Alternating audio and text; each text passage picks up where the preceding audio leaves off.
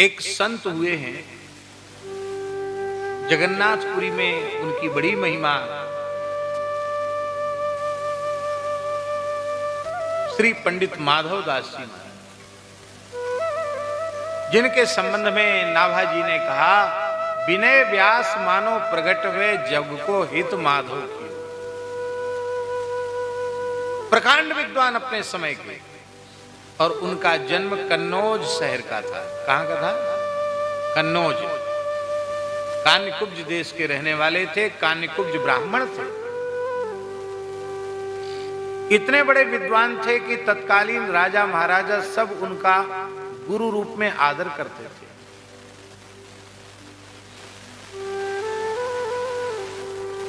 अपने पिता की एकमात्र संतान थे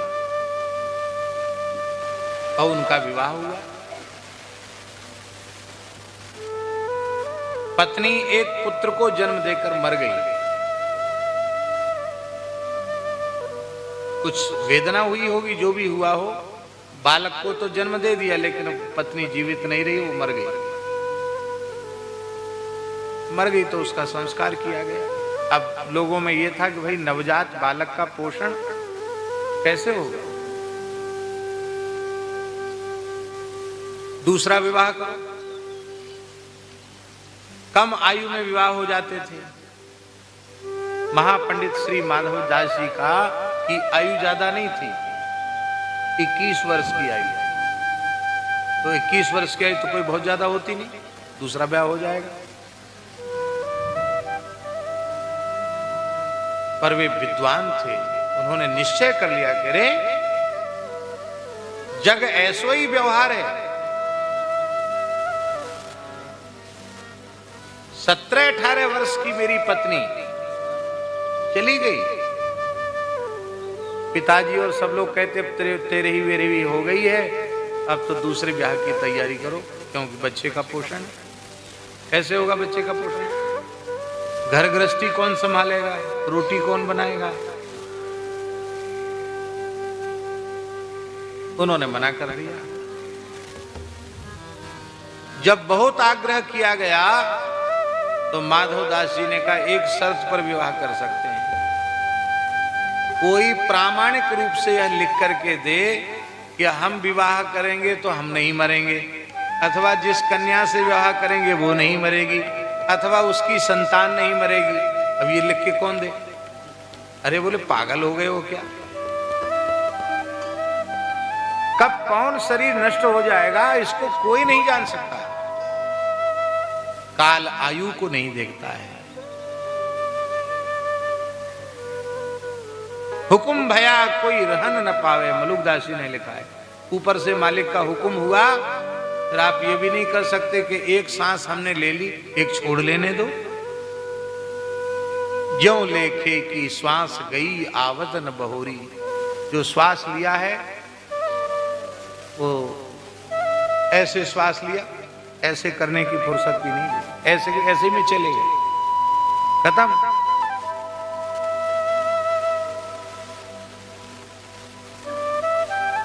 मना कर दिया विवाह। मैं आजीवन संयमी सदाचारी का जीवन पालन करता हुआ मैं रहूंगा, लेकिन मैं विवाह नहीं करूंगा। वैराग्य तो बहुत था उनमें, पर उनके मन में आया कि अरे ये छोटा बच्चा है, अब छोड़ के तो चले जाएं, लेकिन इतना छोटा बच्चा भी महीना 1.5 महीने का है, इसको छोड़ के कहाँ जाए? तो उसकी ममता, पुत्र की ममता उनको बांध रही थी। तो एक दिन बगीचे में बैठे थे माधवदास जी। उन्होंने क्या देखा कि हवा चली और एक घोंसले से एक अंडा गिरा, पक्षी का। अब वो अंडा नीचे गिरता तो उसका शावक जो था वो नष्ट हो जाता, लेकिन जहां माली ने बगीचे में पत्तों की ढेरी लगा रखी थी, सूखे पत्तों की, उन पत्तों के ऊपर गिरा, जिससे उसमें चोट नहीं आई और बच्चे के बाहर आने का समय हो चुका था। वो थोड़ा सा जो धमक लगी उससे अंडा फूट गया, चूजा बाहर आ गया। अब उस चूजे को वो भूख लगी थी, नवजात पक्षी को वो चोंच ऐसे घुमाने लग गया। उसी समय एक कोमल मकड़ी सी एक कोई कीड़ा आया आकर उस अंडे के द्रव की परत से चिपक गया, वहीं उसकी चोंच चली गई, उसने उसको खा लिया। इस क्रिया को माधव दास जी ने सूक्ष्मता से देखा। ओ परमात्मा की ऐसी व्यवस्था, इसके मैया बाप उपस्थित नहीं है, पर अंडे को भगवान बचाना चाहते तो बचा लिया, भोजन की व्यवस्था भी कर दी। मैं कितना बड़ा मूर्ख हूं जो सबका ठेका अपने खोपड़ी पे लिए बैठा हूं कि मैं चला जाऊंगा। अरे तुम ही मर जाओगे तो बच्चे का क्या होगा? जिनके माता पिता मर जाते हैं, बालक सर्वथा अनाथ हो जाते, वो क्या जीवित नहीं रहते? वो भी एक से एक भाग्यशाली हो जाते। इसलिए सारी व्यवस्था ठाकुर जी की है। हम लोग सोचते जरूर हैं कि हमारे बिना क्या होगा। अभी मर के देख लो, कोई काम संसार का रुक जाए तो कहना, कोई काम रुकने वाला नहीं है, सब काम अपने ढंग से होंगे। हम सोचते हैं कि हमारे कारण ही सब हो रहा है, अभी मर के देख लो, कोई काम संसार का रुकने वाला नहीं। बस उस बगीचे से उठे, लौटकर फिर कहीं गए नहीं, सीधे जगन्नाथपुरी पैदल पैदल कन्नौज से जगन्नाथपुरी गए। अत्यंत तीव्र वैराग्य, और वहां जाकर जगन्नाथ जी का दर्शन नहीं किया। बाबा जगन्नाथ जी का दर्शन नहीं किया। दीनता कैसी! 6 अंगों के सहित वेदों के प्रकांड विद्वान, उनकी दीनता ऐसी कि मैंने ब्राह्मण कुल में जन्म लेकर अपने जीवन के 21 वर्ष संसार के भोग में नष्ट कर दिए। मेरा मुंह विषय की कालिख से काला हो रहा है, मैं मुंह दिखाने लायक भगवान जगन्नाथ को नहीं हूं। मैं पामर विषयी जीव जगन्नाथ जी के सामने कैसे? समुद्र के किनारे एक टूटी फूटी झोपड़ी जैसी थी, जिसमें एक आदमी मुश्किल से बैठ सकता था, ऐसी परित्यक्त पड़ी थी। तो पीठ कर ली झोपड़ी के द्वार की तरफ और उल्टी दिशा में मुंह करके बैठ गए। वही नाम जप करने लगे। 3 दिन 3 रात्रि तक ऐसे ही बैठे रहे, बिना खाए पिए। श्री जगन्नाथ भगवान ने अपनी भगवती महालक्ष्मी को भेजा, अपना स्वर्ण का थाल लेकर के भेजा कि जाओ बाबा माधव दास जी को भोजन करा के आओ।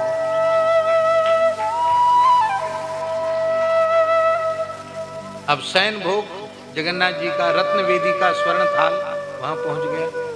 सवेरे मंदिर खुला, थाल गायब। पंडित पुजारियों पर ही सबसे पहले आती है ना, भाई मंदिर में पुजारी तो तुम्हें, वो थाल कहाँ चला गया? उसी समय भगवान ने पुरी नरेश को स्वप्न दिया, मेरे प्राण प्यारे भक्त बाबा माधव दास जी भजन कर रहे हैं, मैंने लक्ष्मी जी के द्वारा उनको थाल भेजा है, मेरा थाल वहां रखा है, किसी पंडित पुजारी को सताना नहीं, उसको ले आओ। राजा ने तुरंत थाल ला करके राजगुरु पद पर वे प्रतिष्ठित हुए। लेकिन जीवन ऐसे ही फक्करों के जैसा माधवदास जी, बड़ा विलक्षण जीवन चरित्र है। उन्हीं माधवदास जी के जीवन की घटना है कि उनके अतिसार हो गया, दस्त होने लग गए, बुखार आ गया और एकांत में समुद्र के किनारे जाकर पड़ गए कि किसी को पता न चले, दूसरे को कष्ट क्यों देना। स्वयं जगन्नाथ भगवान छद्म वेश में नहीं, साक्षात रूप में जगन्नाथ जी पधारे और बाबा माधवदास जी की मलमूत्र से सनी हुई लंगोटी को, अचला को धोया, उनको स्नान कराया, उनकी सेवा की, रोने लगे। 15 दिन तक ठाकुर जी ने सेवा की। 15वें दिन ठाकुर जी से कहा माधवदास जी ने कि अब हम दवाई नहीं लेंगे और तुमसे सेवा नहीं लेंगे, हम प्राण त्यागेंगे। क्यों? हमको सहन नहीं होता। ब्रह्मा जी, शंकर जी, नारद जी, लक्ष्मी जी सब आपकी सेवा करती हैं, मैं कलयुग का प्राणी और आप मेरे मलमूत्र से सने हुए वस्त्र धोते हैं, हमको सहन नहीं होता। भगवान ने कहा माधवदास जी, जो शरीर संसार से तृण के समान संबंध त्याग कर मेरे हो गए हैं, क्या उनके शरीर पर कष्ट आवे तो क्या मैं सेवा भी नहीं कर सकता? फिर मुझे दया सागर, कृपा सागर कौन कहेगा? तुम मलमूत्र में सने रहो और मैं जगन्नाथ बनकर बैठा रहूं, तो भगवान इसको नष्ट नहीं कर सकते। बोले नष्ट भी नहीं कर सकते, क्योंकि नाभुक्तम क्षीयते कर्म कल्पकोटिशतैरपि, बिना भोगे कर्म का नाश नहीं होगा। शरीर का प्रारब्ध है, ये तो भोगना पड़ेगा। लेकिन अब तुमको पीड़ा हो रही है तो कोई बात नहीं, 15 दिन का भोग और शेष है। जगन्नाथ जी ने कहा 15 दिन का भोग शेष है, और अब तुम्हारा प्रारब्ध हम अपने सिर पे लेते हैं। जगन्नाथ जी गए, बीमार पड़ गए जगन्नाथ जी, और आज भी जगन्नाथ जी 15 दिन तक दर्शन नहीं देते। वो क्यों नहीं देते 15 दिन तक दर्शन? एक बार माधवदास जी की बीमारी जगन्नाथ जी ने अपने ऊपर ली थी, उसी को प्रमाणित करने के लिए आज भी जगन्नाथ जी 15 दिन बीमार होते हैं, उनको औषधि दी जाती है। ऐसा करुणामय कौन होगा जो भक्त के भोग को भी अपने सिर पर ले।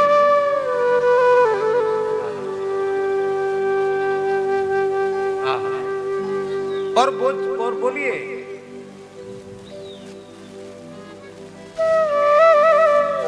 भगवान इतने करुणामय। और बोलिए, हम लोगों के निकट सहयोगी संबंधी, कोई पुत्र है, कोई पुत्री है, कोई जामाता है, कोई भाई है, ऐसे जाने कितने संबंधी नाते रिश्ते के लोग हमारे सामने असमय में विदा हो जाते हैं। क्या हमारे मन में कभी संसार से वैराग्य होता है? हम और अधिक राग पूर्वक संसार के व्यवहार